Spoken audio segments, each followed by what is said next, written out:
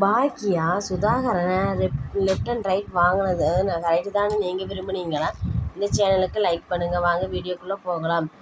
பாக்கியாவை இனியா வந்திருக்கான்ட்டு போய் பார்த்துட்டு வர்றப்ப சுதாகரும் ஒரு மாதிரியாக இழிவாக பேசுகிறாரு. அதுக்கு லெஃப்ட் அண்ட் ரைட்டு கேள்வி கேட்டுட்டு பாக்கியா அங்கேருந்து கிளம்பி வந்துடுறாங்க. செலியும் வந்து அம்மா நீங்கள் பேசுகிறது தப்பு தான் அப்படின்னு சொல்லிட்டு பாக்கியாவை திட்டாடே, நான் கரெக்டாக தான் பேசியிருக்கேன், நீ தேவையில்லாமல் பேசிகிட்டு இருக்கா, நீ எப்போவோ வா அப்படின்ட்டு வந்துடுறாங்க.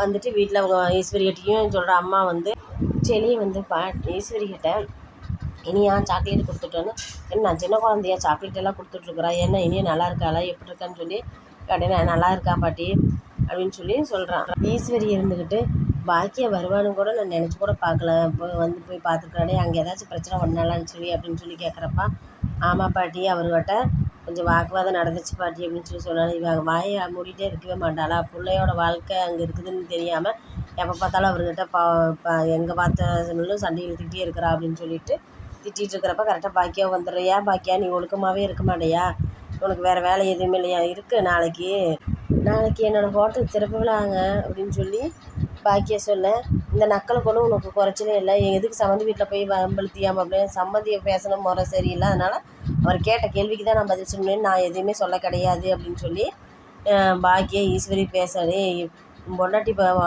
ஒழுக்கமாகவே இருக்க மாட்டேங்கிறா, இப்போ யாருக்கும் மரியாதை கொடுக்க மாட்டேங்கிறா, எல்லாத்தையும் எடுத்தெறிஞ்சு பேசிகிட்டே இருக்கிறா, என்ன தான் இவள் பண்ணுவாள்னு தெரியல, இவளை பார்க்க பைத்தியம் முடிச்ச விளாட்டவே அலையிறா, அது பைத்தியம் முத்தி போன விளாட்ட தான் இருக்கிறாள் ஒழிய நல்ல விளாட்டவே இல்லை அப்படின்னு சொல்லிட்டு ஈஸ்வரி திட்டுறான். அதை எதையுமே காதுக்கு வச்சுக்காமல் பாக்கியா நாளைக்கு காலையில் நான் திறப்பு விழாவுக்கு நேரத்தமாக போகணும், உங்கள்கிட்டையெல்லாம் பேசுகிறதுக்கு எனக்கு என்ன டைம் இல்லை அப்படின்ட்டு கிளம்பிடுறான்.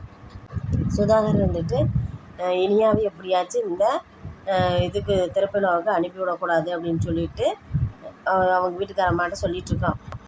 நித்திஷ் நீ எப்படியாச்சும் அவளை ஏன் வெளியில் எங்கேயாச்சும் கூட்டிகிட்டு போயிரு, அவங்க அம்மாவோட திறப்பு விழாவுக்கு வரக்கூடாது, இன்னும் அவங்க வீட்டு ஆளுக்கு வந்து 2 ரெஸ்டாரண்ட்டு நம்ம எழுதி வாங்கினது சொல்லவே இல்லையாட்டிருக்குது, அதனால் இப்போ 3வது ரெஸ்டாரண்ட் அவங்க அம்மா ஓப்பன் பண்ணுறேன்னு சொல்லி சந்தோஷத்தில் இருக்கிறான், அந்த இதை நம்ம இது பண்ணக்கூடாது, அதனால் நாளைக்கு நீ எப்படியாச்சும் வேறு வேலை இருக்குதுன்னு சொல்லிவிட்டு வெளியில் கூட்டிகிட்டு போயிரு அப்படின்னு அவங்க அப்பாவும் வேறு சொல்கிறேன்.